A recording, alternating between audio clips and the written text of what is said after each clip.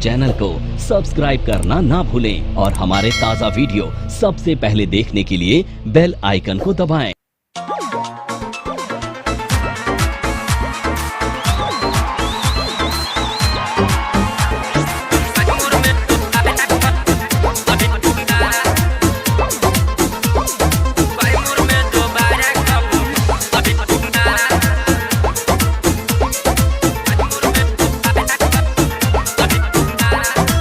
नचे हमारे बने सोटब नजरी खूबे देखाइब जब ले चोरी मोहर कोरी का नचे हमारे बने सोटब नजरी खूबे देखाइब जब ले चोरी मोहर कोरी।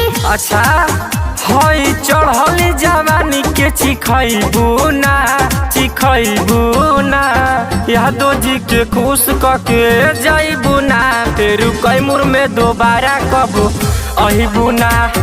यादो जी के खुश कके जाइबू ना फिर कैमूर में दोबारा कब अहिबू ना। कैमूर में दोबारा कब अहिबू ना। कैमूर में दोबारा कब अहिबू ना।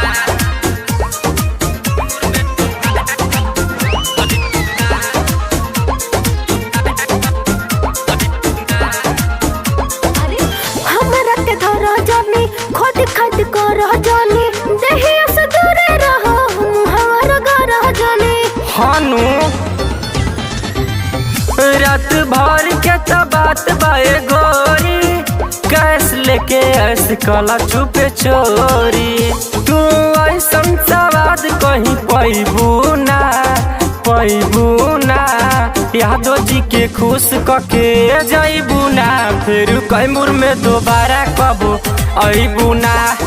यादो जी के खुश कके जाइबू ना फिर कैमूर में दोबारा कब अइबू ना। कैमूर में दोबारा कब अइबू ना। कैमूर में दोबारा कब अइबू ना। कैमूर में दोबारा कब अइबू ना।